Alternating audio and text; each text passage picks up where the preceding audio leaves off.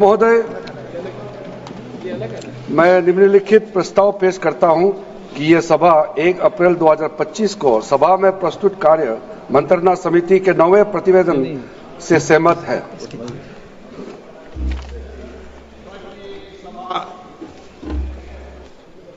एक अप्रैल 2025 को सभा में प्रस्तुत कार्य मंत्रणा समिति के 9वें प्रतिवेदन से सहमत है। जो सदस्य प्रस्ताव के पक्ष में हाँ गए, जो सदस्य प्रस्ताव के विरोध में ना गए, मेरे विचार में निर्णय हाँ वालों के पक्ष में, हाँ वालों के पक्ष में प्रस्ताव अनुमोदित किया जाता है। ये बिजनेस एडवाइजरी कमेटी है, ठीक है ना। माननीय सदस्य जिन्हें आज नियम 377 के अधीन मामले उठाने की अनुमति दी है, वे व्यक्तिगत रूप से अपना अनुमोदित पाठ सभा पटल पर प्रस्तुत कर सकते हैं।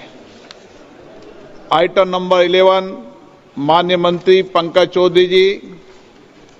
अध्यक्ष महोदय, मैं अपने वरिष्ठ सहयोगी श्रीमती निर्मला सीतारमण जी की ओर से प्रस्ताव करता हूं कि आज की संशोधित कार्यसूची में मत संख्या 11 में वर्णित बैंककारी विधियां संशोधन विधेयक 2024 में राज्यसभा द्वारा किए गए संशोधन पर विचार किया जाए। प्रश्न है कि लोकसभा द्वारा यथा पारित बैंककारी विधियां संशोधन विधेयक 2024 में राज्यसभा द्वारा किए गए संशोधन पर विचार किया जाए। जो सदस्य इसके पक्ष में हाँ कहें, जो सदस्य विरोध में ना कहें, मेरे विचार में निर्णय हाँ वालों के पक्ष में, हाँ वालों के पक्ष में हुआ, प्रस्ताव स्वीकृत हुआ। अब मैं संशोधनों को सभा के मतदान के लिए रखूंगा। प्रश्न है कि लोकसभा द्वारा यथा पारित विधेयक में राज्यसभा द्वारा किए गए संशोधन संख्या 1 और 2 को स्वीकृत किया जाए। जो सदस्य इसके पक्ष में हाँ कहें, जो सदस्य विरोध में ना कहें, मेरे विचार में निर्णय हाँ वालों के पक्ष में, हाँ वालों के पक्ष में संशोधन स्वीकृत हुआ। मंत्री जी अब प्रस्ताव करें कि लोकसभा द्वारा यथा पारित विधेयक में राज्यसभा द्वारा किए गए संशोधन से सभा सहमत है। महोदय, मैं प्रस्ताव करता हूं कि राज्यसभा द्वारा विधेयक में किए गए संशोधन पर सहमति दी जाए। प्रश्न ये है कि लोकसभा द्वारा यथा पारित विधेयक में राज्यसभा द्वारा किए गए संशोधन से सभा सहमत है।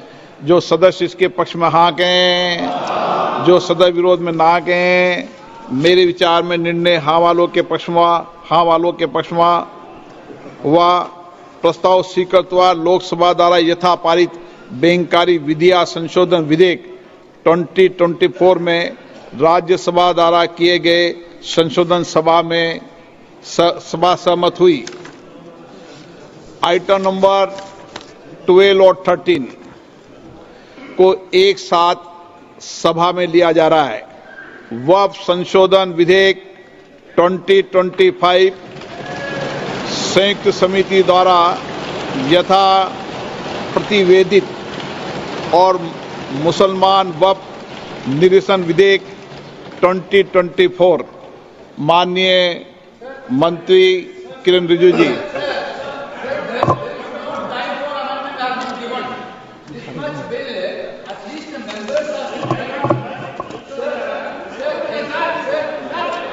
हाँ, बोलिए।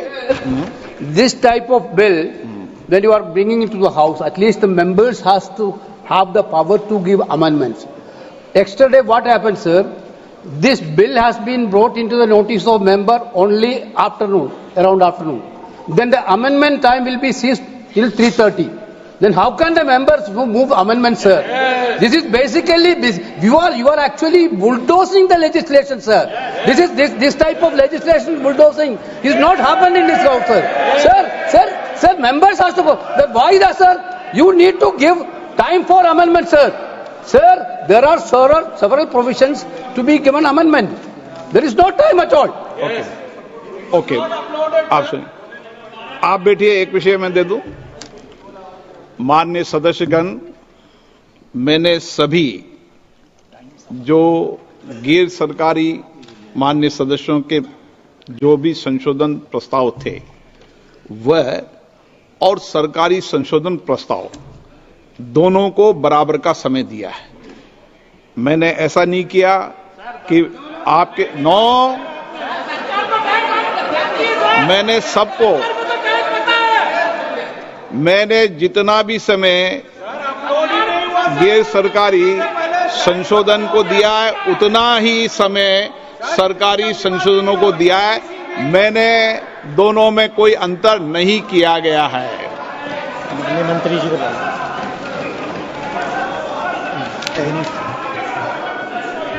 हाँ, एक मिनट एन के प्रेमचंद्र जी आप बता दीजिए। Sir, my point of order is relating to Rule 80, Clause 1 of the Rules of Procedure and Conduct of Business, and under Rule 376 of the Rules of Procedure, and also colon sector, page 615. Sir, now this House is considering a bill, Waqf Amendment Bill 2024, as reported by the Joint Committee, Parliamentary Joint Committee. We are not discussing the original bill. It is as reported by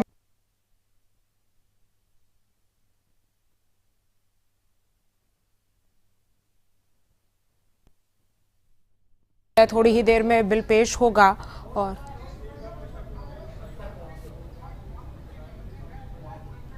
Lok Sabha की कार्यवाही जो है वो जारी है। तस्वीरें आप देखिए। Honorable Speaker, sir, is whether the Joint Parliamentary Committee has the right to incorporate new provisions in the bill. It is beyond the powers and ambit of the Joint Parliamentary Committee. They have incorporated so many new provisions. I have no objection in respect of those provisions. Even 2A also, it is appreciable. We don't have any objection. Sir, very serious technical matter. And kindly see, only even the House, Speaker sir, even the House do not have the authority to make wait, you can reply after that. You can reply after, sir, you can reply after me. Sir, even this Parliament, even this Lok Sabha, this August,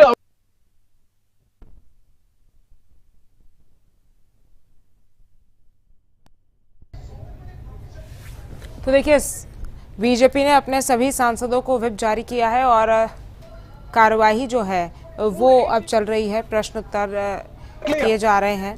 Lok Sabha में bill पेश हो गया है। वक्फ bill Lok Sabha में पेश हो गया है।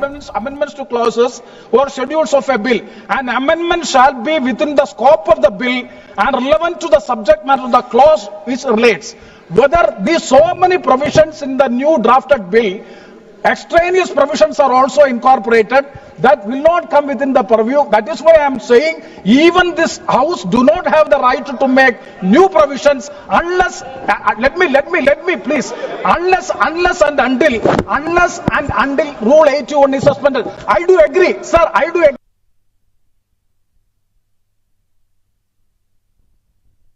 agree with you.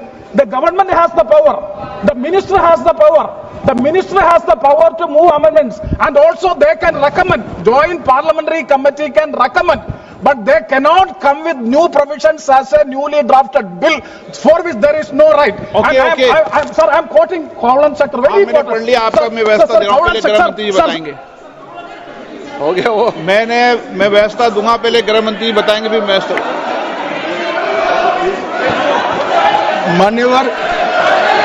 मान्य इनको पढ़ लें दो पूरा। एक मिनट, इनको पढ़ लें दो। आप पढ़ लो, आप पूरा पढ़ लो। Sir, Cowland sector, page 615.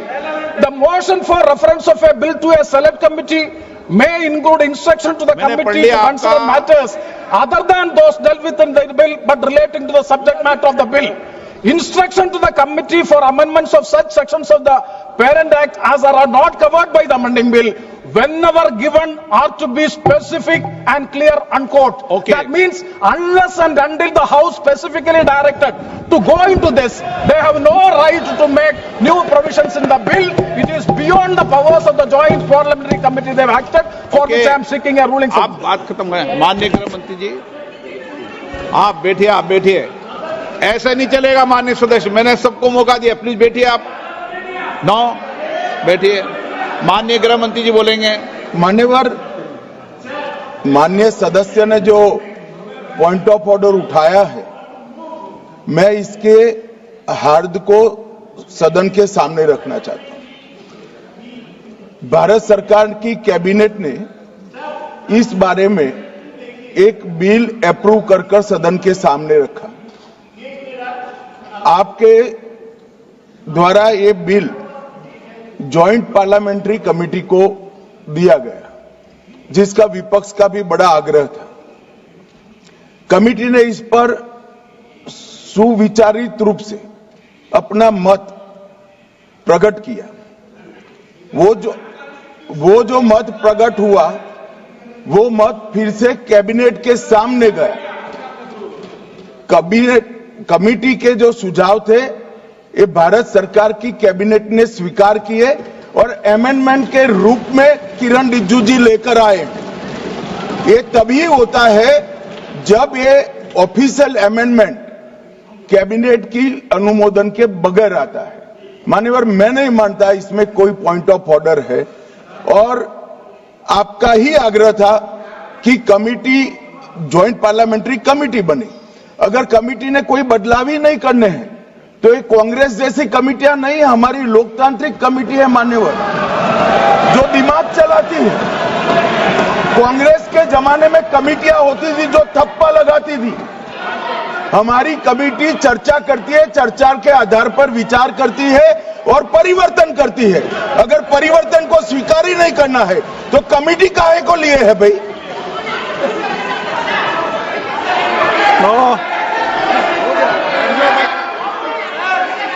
आप जब विधेयक पर चर्चा हो तो सबको मौका दूंगा। अभी 0 ओवर पर मानने के मैं इस पर अपनी व्यवस्था देता हूं। माननीय सदस्यगण श्री N.K. प्रेमचंद्रन जी ने जो प्रश्न उठाया है, वक्फ संशोधन विधेयक 2025 पर संयुक्त समिति में विधेयक कुछ खंड जोड़ दिए गए जो विधेयक के दायरे से बाहर हैं। इस विषय पर मैं माननीय सदस्यों का ध्यान कौल और शब्दों द्वारा रचित संसदीय पद्धति और प्रक्रिया की ओर आकर्षित करना चाहता हूं कि संयुक्त समिति की किसी भी विधेयक में संशोधन करने की शक्तियां बड़ी व्यापक और विस्तृत है। समिति किसी भी विधेयक में पूर्ण रूप से संशोधन कर सकती है या उसको पूर्णतः नया प्रारूप तैयार कर सकती है तथा विधेयक के सिद्धांत में परिवर्तन किए बिना उसका पूरा नाम और संक्षिप्त नाम भी बदल सकती है। इस प्रकार समिति किसी विधेयक में नए उपबंध सम्मिलित कर सकती है तथा विधेयक की व्याप्ति की समिति कर सकती है। विगत में कई संयुक्त समितियों ने विधेयकों में ऐसे संशोधन किए हैं। श्री किरण रिजिजू जी।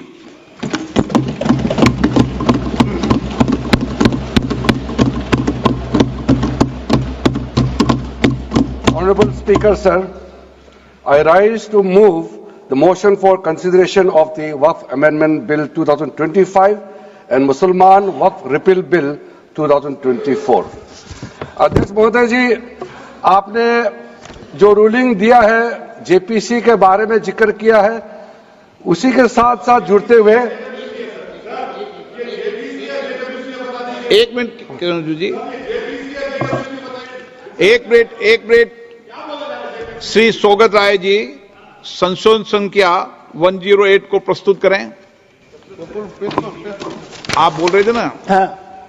Under Rule 77(2) of the Rules of Procedure, I propose that the Waqf Amendment Bill 2025 be recommitted for the purpose of eliciting further opinion thereon. Okay, माननीय मंत्री जी अब 12 और 16 पर अपना वक्तव्य दें।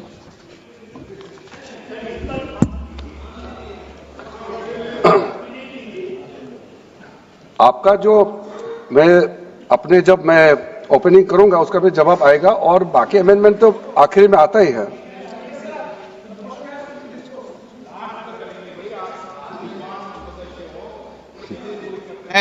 चलिए माननीय मंत्री जी। माननीय अध्यक्ष महोदय, हम सबको बहुत डिटेल में जाने का भी आवश्यकता नहीं है। कमेटी के बारे में उसका जिक्र काफी हो चुके हैं, लेकिन मैं इतना कहना चाहता हूं कि जो कमेटी इस बार दोनों सदन लोकसभा राज्यसभा मिला करके ज्वाइंट कमेटी में वक्फ अमेंडमेंट बिल पे जो चर्चा हुई है, आज तक भारत के संसदीय इतिहास में इतना व्यापक रूप से चर्चा, कंसल्टेशन और समय कभी नहीं दिया है। इसलिए मैं जो ज्वाइंट कमेटी में जितने मेंबर्स दोनों सदनों के, लोकसभा और राज्यसभा में जो सदस्य उस कमेटी में थे, मेरे तरफ से सरकार की ओर से मैं धन्यवाद देता हूं, अभिनंदन करना चाहता हूं। अध्यक्ष महोदय जी, कुल मिलाकर के 97,27,772 याचिकाएं ऑनलाइन, फिजिकल, मेमोरेंडम के रूप में, रिक्वेस्ट के रूप में और सुझाव के रूप में पूरे तरह से सरकार ने देखा है, वो जेपीसी के माध्यम से हो या डायरेक्ट दिया हो, हमने सब उसको देखा है। इससे बड़ा कभी भी, इससे ज्यादा संख्या में किसी भी बिल के ऊपर में लोगों का याचिकाएं नहीं आया आज तक। कुल मिलाकर के 284 डेलीगेशन ने अलग अलग समुदाय के जो स्टेक होल्डर्स है, उन्होंने कमेटी के सामने में अपने बात को रखा है, सुझाव भी दिया है। 25 स्टेट गवर्नमेंट और यूनियन टेरिटरीज का वक्फ बोर्ड ने अपना सबमिशन भी पेश किया गया है। इसके अतिरिक्त कई लीगल लुमिनरीज, विद्वान लोग हैं हमारे समाज में, कम्युनिटी लीडर्स हैं, अलग अलग धार्मिक संस्थाओं का प्रतिनिधि, charitable organization, civil society, academicians, researchers, policy makers, सब ने इस कमेटी के सामने में पेशकश किया है। उसके साथ साथ मैं कहना चाहता हूं सर, आज जब मैं जो बात रखूंगा आपके सामने में, पिछली बार जब हमने ये प्रस्तुत किए थे बिल को इस सदन में, तब भी मैंने कई बातें बताई थी। आज मैं उसको नहीं दोहराते हुए कुछ बातें मैं जोड़ूंगा और मुझे अपना बात रखने के बाद सिर्फ उम्मीद ही नहीं, पूरा यकीन है कि जो लोग इस बिल को विरोध कर रहे थे, वो हृदय में भी बदलाव होगा। पॉजिटिव सोच के साथ इस बिल में सब समर्थन करेंगे, ये मैं विश्वास के साथ आगे अपना बात रखना चाहता हूं। क्योंकि मैं पॉजिटिव नोट से बात रखना चाहता हूं, तो इसलिए एक मेरे जो मन की बात है मैं कहना चाहता हूं, तो इससे अच्छा संदेश जाए। किसी के बात कोई, अध्यक्ष महोदय, किसी की बात कोई बदगुमान ना समझे, इस जमीन का दर्द कभी आसमान ना समझेगा। ये मैं दिल से कह रहा हूं, क्योंकि अच्छा सोच के साथ, बड़ा दिल के साथ, खुले मन से मैं ये प्रस्ताव आपके सामने में पेश कर रहा हूं। सर, कई लोगों ने अपने अपने तरीके से बातें रखी हैं। किसी ने कहा ये प्रावधान अनकॉन्स्टिट्यूशनल है, गैर संवैधानिक है। किसी ने कहा ये इलीगल है, अनलॉफुल है। सर, ये बिल जो हम लोग जिक्र कर रहे हैं कोई नया विषय नहीं है। आजादी से पहले ये बिल, जब पहली बार मुसलमान वक्फ वैलिडेटिंग एक्ट पास किया गया था 1913 में, तब से इसका इतिहास शुरू होता है। उससे पहले प्रिवी काउंसिल ने 1894 में इनवैलिडेट किया था वक्फ अल औलाद को। बाद में उसका प्रॉपर लीगल फॉर्म में 1913 के बाद फिर 1923 में द मुसलमान वक्फ एक्ट लाया गया था, जिसमें अकाउंटिंग और ट्रांसपेरेंसी के बारे में ये जोर उसको देते हुए ये एक्ट पास किया गया था। उसके बाद 1930 में द मुसलमान वक्फ वैलिडेटिंग एक्ट लाया गया है, जो रीइंफोर्स करता है legal validity of the family वक्फ। परिवार में जो वक्फ होता है उसको जोड़ देते हुए ये बिल लाया गया है। उसके बाद आजादी के बाद 1954 में 1954 में वक्फ एक्ट पहली बार आजाद भारत का एक्ट बनी और उस समय स्टेट वक्फ बोर्ड का भी प्रावधान उसी 1954 एक्ट में प्रावधान किया गया था। उस समय से लेकर के कई संशोधन के साथ में 1995 में व्यापक रूप से यह वक्फ एक्ट बनी है। तो उस समय किसी ने नहीं कहा कि यह एक्ट अनकॉन्स्टिट्यूशनल है, किसी ने नहीं कहा उस समय यह अनलॉफुल है। आज जब हम उसी बिल को सुधार के ला रहे हैं, तब आपको यह अनकॉन्स्टिट्यूशनल, अनलॉफुल का ये शब्द इस्तेमाल करने का आपको ये नौबत कैसे आया? ये सोच क्यों आया? अगर आप सच्चे दिल से सोचते हैं और मन साफ होते हैं तो आप तर्क पे जाते हैं। इस संशोधन बिल में जो जो तर्क है आप उसमें बात कीजिए। आप उसको छोड़ के जो कोई लेना देना नहीं है बिल में, उसका बात आप लेकर के लोगों को गुमराह करने का, बरगलाने का काम जो किया है, उसको मैं शुरू में साफ करना चाहता हूं। अध्यक्ष महोदय जी, 1995 में ट्राइब्यूनल का पहला व्यवस्था किया गया है ताकि वक्फ बोर्ड का कोई भी निर्णय किसी को अगर पसंद नहीं है या उसको चैलेंज करना चाहता है तो वक्फ ट्राइब्यूनल वहां आप जा सकते हैं। उसका प्रावधान पहले बार हुए हैं और उस समय यह भी फैसला हुआ कि 5 लाख से ज्यादा आमदनी किसी वक्फ प्रॉपर्टी में है, उसके लिए सरकार एग्जीक्यूटिव ऑफिसर्स अपॉइंट किया जाएगा। ये भी 1995 में शुरुआत की है। अध्यक्ष महोदय जी, ये आज एक ट्रिगर पॉइंट क्यों हुआ है? ये अमेंडमेंट बिल लाने का आवश्यकता सबसे ज्यादा शुरुआत कहां से हुई? मैं संक्षेप में बताना चाहता हूं। 2013 में, 2014 में हम सब चुनाव में गए और चुनाव में जाने से पहले 2013 में कुछ कदम ऐसे उठाए गए हैं जो आप सुन करके, आप सदस्य के रूप में भी और इस देश का नागरिक होने के कारण आपके दिमाग में यह बात जरूर सवाल उठेगा कि ऐसा कदम क्यों उठाया गया है। सर, 2013 में पहला यह बदलाव हुआ कि इस देश में कोई भी आदमी, कोई भी इंसान, चाहे वो हिंदू हो, मुसलमान हो, सिख हो, ईसाई हो, पारसी हो, बौद्ध हो, जैन हो, वक्फ क्रिएट कर सकता है। सबको मालूम है वक्फ एक मुसलमान का अल्लाह के प्रति अपना एक उसका एक पायस चैरिटेबल रिलीजियस पर्पस के लिए वक्फ क्रिएट किया जाता है, लेकिन उसमें डाइल्यूशन करके 2013 में कोई भी वक्फ क्रिएट कर सकता है। यह प्रावधान सबसे पहले उस समय की यूपीए सरकार ने किया है। दूसरा, आपने सारा वक्फ को स्पेसिफिक कर दिया कि शिया बोर्ड में शिया ही रहेंगे, सुन्नी बोर्ड में सिर्फ सुन्नी ही रहेंगे और कोई भी बोर्ड हो सिर्फ उनके लोग ही रहेंगे, बाकी कोई उसमें आ नहीं सकता है। ऐसा आपने प्रावधान किया।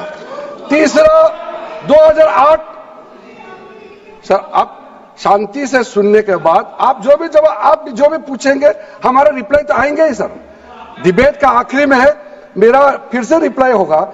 तो अभी मैं जब शुरुआत में कुछ दृष्टिकोण रख रहा हूं, इसमें कोई हस्तक्षेप ना करे, ध्यान से सुनिए ताकि हमारा डिबेट का स्तर भी ऊंचा रहे और तर्क भी सामने में आ जाए। सर, एक प्रावधान आया सेक्शन 108। उस सेक्शन 108 में यह लिखा गया है कि वक्फ बोर्ड का जो प्रावधान है इस देश में कोई भी मौजूदा कानून के ऊपर में रहेगा, ओवरराइडिंग इफेक्ट रहेगा। ऐसा आपने कानून बनाया है। इस देश में ऐसा कानून कैसे मंजूर कर सकते हैं अध्यक्ष महोदय जी? हर कानून अपना अपना हिसाब से चलता है, लेकिन एक कानून दूसरे कानून के ऊपर में ओवरराइडिंग इफेक्ट होगा, ये कोई भी मान्यता नहीं दे सकता है। उसके बाद सर, मैं कुछ प्रोपोगेंडा साथ में जुड़े हुए हैं उससे पहले जो 2013 में मुझे भी बहुत ताज्जुब हुआ कि ये पास कैसे जबरदस्ती करवाया है। 2013 में वक्फ पे यूजर जो आपने प्रावधान डाला, उसके बाद 1970 से एक केस चल रहा था दिल्ली के अंदर में। दिल्ली के अंदर में हमारा सीजीओ कॉम्प्लेक्स है, पार्लियामेंट बिल्डिंग है, कई प्रॉपर्टीज है और इसको वक्फ बोर्ड, दिल्ली वक्फ बोर्ड ने क्लेम किया कि ये वक्फ प्रॉपर्टीज है। उसके बाद ये केस चल रहा था अदालत में। उस समय यूपीए सरकार ने पूरा सारा जमीन को डी नोटिफाई करके वक्फ बोर्ड को दे दिया। 123 प्रॉपर्टी। अगर आज हम ये संशोधन लेके नहीं आते तो जिस सदन में हम बैठे हैं, ये पार्लियामेंट बिल्डिंग, इसको भी क्लेम किया जा रहा था। एयरपोर्ट, बसंत विहार, और अगर नरेंद्र मोदी जी का सरकार नहीं आते, अगर यूपीए का सरकार कंटिन्यू रहता तो क्या क्या बिल्डिंग को डी नोटिफाई किया जाना था? 123 प्रॉपर्टी को तो डी नोटिफाई किया। मैं रिकॉर्ड में कह रहा हूं, अपने मन से कुछ नहीं कह रहा हूं, मैं ऑफिशियल रिकॉर्ड का बात बता रहा हूं। अध्यक्ष महोदय, आप काहे को उछल रहे हो? मैं अपने से थोड़ी बोल रहा हूं, जो हकीकत बात को बता रहा हूं। आप आराम से बैठ के सुनिए। आपके दल को और आपको सबको बोलने का मौका मिलेगा। माननीय मंत्री जी,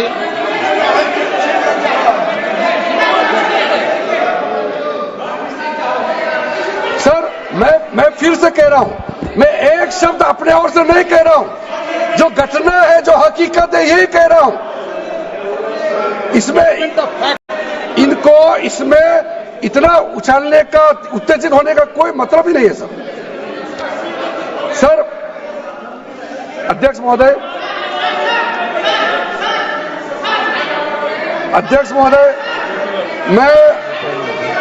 मैं आपके माध्यम से सदन को कहना चाहता हूं कि जो संवैधानिक बात उठा करके लोगों को गुमराह करने का जो प्रयास किया जा रहा है, उसको भी देश के सामने में सही बात रखना बहुत ही जरूरी है। एक बात बार बार इन लोगों ने कहा गया है कि ये जो वक्फ अमेंडमेंट बिल है, ये आर्टिकल 25, आर्टिकल 26, आर्टिकल 30 का उल्लंघन करता है करके इन्होंने इल्जाम लगाया। पढ़ चुका हूं, आप पढ़ लो। कभी भी डिबेट के बीच में पॉइंट ऑफ ऑर्डर नहीं होता है। व्यवस्था दे दी है, पठवाना कभी। माननीय मंत्री जी बोलिए। अध्यक्ष महोदय, दूसरा विषय इन्होंने समानता का बात उठाया।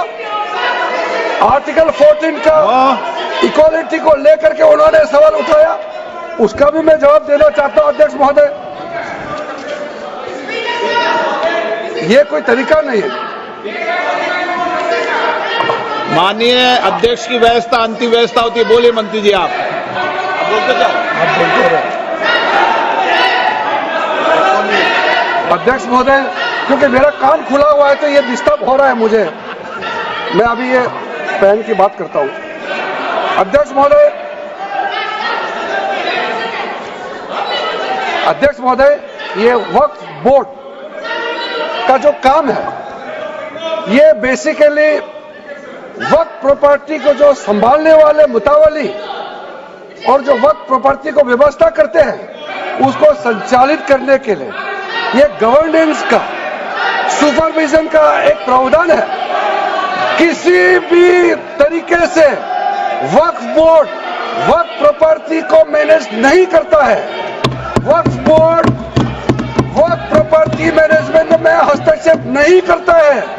आप साफ साफ सुन लीजिए, अगर इसके पास तर्क नहीं है तो इस तरह यहां डिस्टर्ब करके बहस का स्तर को गिराने से कोई फायदा नहीं है सर। ये कोई तरीका नहीं है सर। बोलते जाओ। सर, वक्फ बोर्ड का क्रिएट करना, एक जो वाकिफ होता है, जो अपना विलिंगली वक्फ क्रिएट करता मैंने है। व्यवस्था दे दी है। आप जब समय हो तो बोले नो, प्लीज बैठिए। ये तरीका ठीक नहीं है आपका। बैठिए आप। नो, बैठिए। माननीय मंत्री जी, सूची है 2013 की प्रॉपर्टी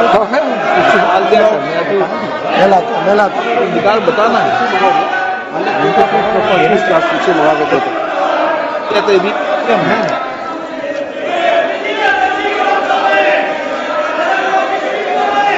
अध्यक्ष महोदय, सबको बोलने का मौका मिलने वाले हैं, तो कम से कम बात को शांति से सुनने के बाद आप अपना बात रखिए। ये कोई तरीका नहीं होता है सर।